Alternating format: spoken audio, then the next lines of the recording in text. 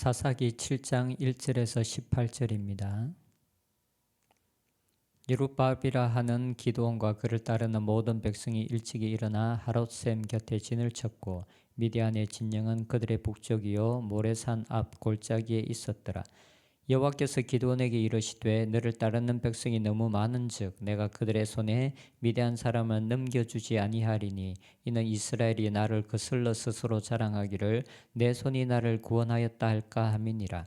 이제 너는 백성의 귀에 외쳐 이르기를 누구든지 두려워 떠는 자는 길앗산을 떠나 돌아가라 하니 이에 돌아간 백성이 22,000명이요 남은 자가 10,000명이었더라. 여호와께서 또 기드온에게 이르시되 백성이 아직도 많으니 그들을 인도하여 물가로 내려가라. 거기서 내가 너를 위하여 그들을 시험하리라. 내가 누구를 가리켜 내게 이르기를 이 사람이 너와 함께 가리라 하면 그는 너와 함께 갈 것이요 내가 누구를 가리켜 내게 이 사람은 너와 함께 가지 말 것이니라 하면 그는 가지 말 것이니라 하신지라. 이에 백성을 인도하여 물가에 내려가매 여호와께서 기드온에게 이르시되 누구든지 개가 핥는 것 같이 혀로 물을 핥는 자들을 너는 따로 세우고 또 누구든지 무릎을 꿇고 마시는 자들도 그와 같이 하라 하시더라. 손으로 움켜 입에 대고 핥는 자의 수는 300명이요 그 외의 백성은 다 무릎을 꿇고 물을 마신지라. 여호와께서 기드온에게 이르시되 내가 이 물을 핥아 먹는 300명으로 너희를 구원하며 미디안을 내 손에 넘겨주리니 남은 백성은 각각 자기의 처소로 돌아갈 것이니라 하시니 이에 백성이 양식과 나팔을 손에 든지라. 기드온이 이스라엘 모든 백성을 각각 그들의 장막으로 돌려보내고 그 300명은 머물게 하니라. 미디안의 진영은 그 아래 골짜기 가운데에 있었더라. 그 밤에 여호와께서 기드온에게 이르시되 일어나 진영으로 내려가라. 내가 그것을 내 손에 넘겨 주었느니라. 만일 내가 내려가기를 두려워하거든 내 부하 보라와 함께 그 진영으로 내려가서 그들이 하는 말을 들으라. 그 후에 내 손이 강하여져서 그 진영으로 내려가리라 하시니 기드온이 이에 그의 부하 보라와 함께 군대에 있는 진영 근처로 내려간즉 미디안과 아말렉과 동방의 모든 사람들이 골짜기에 누웠는데 메뚜기의 많은 수와 같고 그들의 낙타의 수가 많아 해변의 모래가 많음 같은지라. 기드온이 그곳에 이른즉 어떤 사람이 그의 친구에게 꿈을 말하여 이르기를 보라 내가 한 꿈을 꾸었는데 꿈에 보리떡 한 덩어리가 미디안 진영으로 굴러들어와 한 장막에 이르러 그것을 쳐서 무너뜨려 위쪽으로 엎으니 그 장막이 쓰러지더라. 그의 친구가 대답하여 이르되 이는 다른 것이 아니라 이스라엘 사람 요아스의 아들 기드온의 칼이라. 하나님이 미디안과 그 모든 진영을 그의 손에 넘겨주셨느니라 하더라. 아멘. 더불어 이후에 하나님께서 세우신 사사는 기드온입니다. 기드온은 미디안 족속이 이스라엘 백성들을 압제하고 있을 때 세워졌습니다. 어쩌면 하나님께서 세우신 사사들 중에서 가장 인간적인 면을 많이 드러낸 사사인 것 같습니다. 기드온에 관한 이야기를 읽어보면 두려움이라는 단어가 자주 등장하고 그리고 두려워하고 주저하는 기드온의 모습이 자주 나타납니다. 하나님께서 처음 기드온에게 나타나셨을 때에 기드온은 말씀하시는 분이 하나님이시라는 표징을 구하였습니다. 그래서 하나님은 바위에서 불이 나와 기드온이 바친 제물을 불사르셨습니다. 이것을 본 기드온은 자신이 하나님의 사자를 본 것에 대해서 죽을 것이라고 생각하고 두려워합니다. 그리고 하나님은 기드온에게 자신의 아버지 집에 있는 바알과 아세라상을 찍고 하나님을 위하여 제단을 쌓아라라고 말씀하십니다. 그런데 그가 살고 있었던 성읍 사람들이 두려워서 낮에 이 일을 행하지 못하고 밤에 그것을 행합니다. 이 이후에 미디안과 아말렉 사람들이 이스라엘을 침공했습니다. 이때 하나님의 영이 기드온에게 임합니다. 그리고 사자들을 보내서 이스라엘 지파들 중에서 전쟁에 나갈 사람들을 모읍니다. 그런데 전쟁에 나갈 사람들을 모으고 난 이후에 기드온은 싸움을 하러 나가기 전에 먼저 하나님께 2번에 걸쳐서 확정을 구합니다. 아마도 두려웠기 때문일 것입니다. 우리가 잘 알고 있는 양틀을 통한 확정입니다. 한 번은 양털 뭉치에만 이슬이 있고 그 주위가 말라 있는 기적을 요구하였고, 그리고 다른 한 번은 양털만 말라 있고 주위는 이슬에 젖어 있는 기적을 요구했습니다. 하나님은 기도원의 요구에 그대로 응답해 주셨습니다. 기도원에게 하나님의 영이 임하였고 이런 두 번의 확정을 거쳤기 때문에 기도원에게는 하나님께서 함께 하신다라는 이제 확신이 있었을 것이고 전쟁에 참여하려고 하였습니다. 그런데 이때 하나님께서 기도원에게 전혀 생각하지도 못했던 말씀을 하십니다. 전쟁에 참여하는 병사들의 숫자가 너무 많다는 것입니다. 그리고 숫자가 너무 많기 때문에 이 전쟁에서 이길 수 없다라고 말씀하십니다. 2절에 보면 여호와께서 기드온에게 이르시되 너를 따르는 백성이 너무 많은즉 내가 그들의 손에 미디안 사람을 넘겨주지 아니하리니 이는 이스라엘이 나를 거슬러 스스로 자랑하기를 내 손이 나를 구원하였다 할까 함이니라. 사실 전쟁에 참여한 숫자가 많다라는 하나님의 말씀은 기도원 입장에서는 도저히 받아들일 수 없는 말이었을 것입니다. 왜냐하면 지금 이스라엘에서 전쟁을 위해서 모인 백성의 숫자는 3만 2천 명입니다. 그런데 그들이 싸워야 할 적군의 병력은 8장에 보면 그 숫자가 15만 3천 명입니다. 적들은 13만 5천 명이고 자기들의 숫자는 3만 명밖에 되지 않습니다. 적군의 숫자가 자기들보다 10만 명이나 더 많습니다. 그리고 하나님은 그 이유로 인해서 하나님께서 적들을 이스라엘의 손에 넘겨주지 않겠다라고 말씀하십니다. 그래서 그 병력을 줄이기 위한 두 가지 방법을 사용하십니다. 첫 번째는 두려운 자들은 떠나가라라는 것입니다. 누구든지 두려워 떠는 자는 길라산을 떠나 돌아가라라고 하나님께서 말씀하셨고 기도는 백성들에게 그대로 전했습니다. 아마도 이때 기도원의 마음에는 하나님의 말씀에 순종하였지만 그래도 많은 백성들이 대부분의 백성들이 남아있기를 기대했을 것입니다. 그런데 두려워서 떠난 백성들의 숫자가 남은 숫자보다 훨씬 많았습니다. 3만 2천 명의 병사 중에서 2만 2천 명이 떠나갔고 10,000명만 남았습니다. 10,000명만 남았을 때도 기도원의 마음은 너무나 찹찹했을 것입니다. 그런데 하나님께서 다시 말씀하십니다. 백성이 아직도 많다. 하나님이 일하시는 방법은 정말 그때그때 다른 것 같습니다. 하나님은 어떤 공식을 가지고 항상 그 공식 안에서 일하시는 분이 아니십니다. 이스라엘의 전쟁의 역사 가운데서 병사들이 많은 것 때문에 문제를 삼으신 적이 없습니다.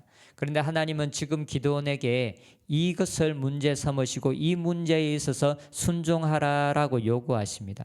백성들을 줄이고 전쟁에 참여하는 병사들의 수를 줄이라는 것입니다. 우리에게서 정말 중요한 것은 하나님께서 말씀하시는 것이 무엇이고 그 일에 순종하는 것입니다. 우리의 앞뒤 상황들, 환경을 재보면서 순종하는 것이 아니라 하나님께 순종하는 것입니다. 어쩌면 하나님은 어떤 때에는 이제까지 우리에게 요구해 보지 않았고 그리고 때로는 다른 사람들에게 요구하지 않았던 것을 우리들에게 요구하실 수도 있습니다. 하나님은 오직 순종을 요구하고 계십니다. 그래서 하나님께서 두 번째로 병사들을 줄이기 위해 사용하시는 두 번째 방법은 물을 먹는 방식을 통해서 그 인원을 줄이는 것이었습니다. 병사들이 물을 먹는 방식을 보고 사람을 선택하십니다. 한 그룹은 손으로 물을 떠서 물을 핥아서 마셨습니다. 그리고 다른 한 그룹은 무릎을 꿇고 고개를 숙여서 시냇가에 대고 먹는 그룹이었습니다. 두 그룹 간에 어떤 차이점이 있어서 300명이 있는 그룹을 하나님께서 택하셨는지는 명백하게 이해하기가 쉽지는 않습니다. 저는 이번에 이 말씀을 묵상하기 전에는 저는 단지 적은 숫자를 택하기 위한 방법이라고 생각했습니다. 이쪽도 어느 쪽도 상관없이 단순하게 적은 숫자를 선택하기 위한 하나님의 방법이라고 생각했습니다. 그런데 이번에 말씀을 묵상하면서 제 생각이 조금 달라졌습니다. 왜냐하면 하나님께서 아무리 자신의 영광을 나타내기 위해서 일하신다 하더라도 하나님께서 사용하시는 사람들을 무시하시지는 않기 때문에 그렇습니다. 첫 번째 사람들을 줄이실 때도 단순하게 사람을 줄이신 것이 아니라 두려워하는 자들은 떠나가라라고 말씀하셨습니다. 하나님은 두려워하는 자들과 함께 일하실 생각이 없습니다. 두 번째 시험을 통해서 알 수 있는 것은 긴박한 전쟁의 상황에서 목이 마를 때에 취하는 행동입니다. 첫 번째 그룹은 고개를 숙이지 않습니다. 그들은 전쟁의 상황에서 주위의 상황들을 살펴보아야 하기 때문에 고개를 숙일 수가 없습니다. 그래서 손으로 물을 떠서 주위를 살펴보면서 먹는 그룹입니다. 지금이 전쟁의 때인 것을 인지하고 있는 자들입니다. 그래서 아무렇게나 행동할 수 없는 자들입니다. 아무리 목이 마르더라도 전쟁의 상황인 것을 인지하고 있습니다.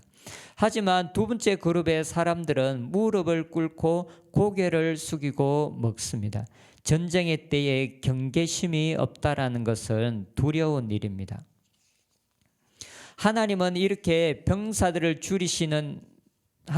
병사들을 줄이시는 이유는 이스라엘 백성들이 자기의 힘으로 승리를 얻었다고 자랑하지 못하게 하기 위함이다라고 말씀하셨습니다. 하나님은 백성들이 자랑하지 못하게 하기 위해서 병력을 줄이시지만 하지만 자신이 함께할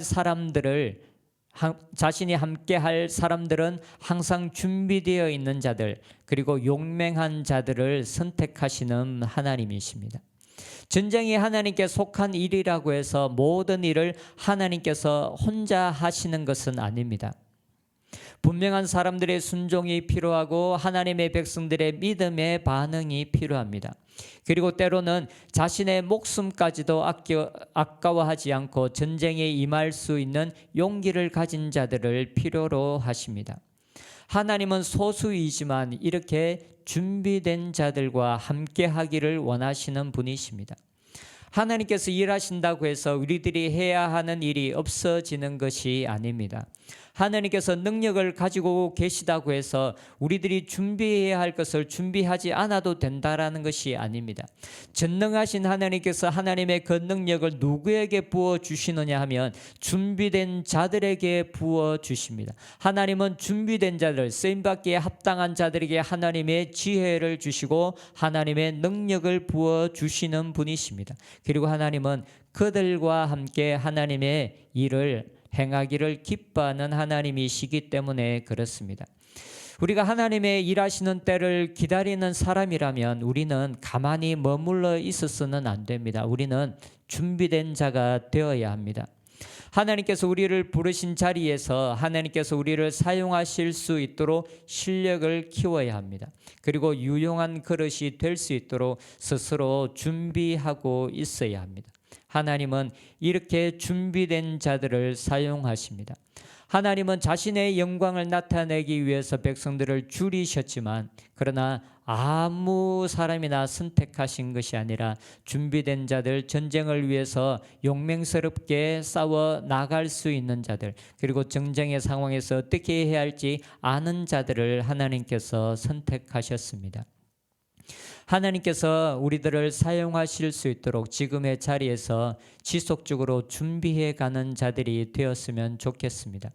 영적인 부분에 있어서도 기도와 말씀으로 준비하며 그리고 우리가 살고 있는 현실 속에서 하나님께서 우리를 세우신 그 자리에서도 최선을 다해 준비해가는 저희들이 되었으면 좋겠습니다. 그래서 하나님께서 행하시려는 일이 있을 때 하나님에 의해서 택함받고 그리고 하나님과 함께 하나님이 일하심을 경험할 수 있는 자들이 되었으면 좋겠습니다.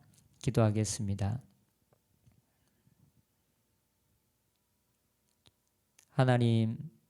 하나님께서 하나님의 능력을 나타내시고 하나님의 권능과 하나님의 구원을 나타내실 때 하나님께서 준비된 자들과 함께 하시며 그리고 하나님의 일에 기꺼이 기쁨으로 동참하기를 기뻐하는 자들과 함께하기를 원하시는 주님, 우리가 그 하나님의 일에 준비되는 자들이 되게 하여 주시옵소서. 말씀과 기도 가운데 준비하며 우리가 있는 자리에 최선을 다함으로 하나님 실력을 키워가고 그리고 열심히 준비하는 자들이 되게 하여 주시옵소서. 그래서 하나님께서 하나님의 일을 행하시려고 하실 때 하나님께서 우리를 택하시기에 부족함이 없는 자들이 되게 하여 주시옵소서. 예수님의 이름으로 기도합니다. 아멘.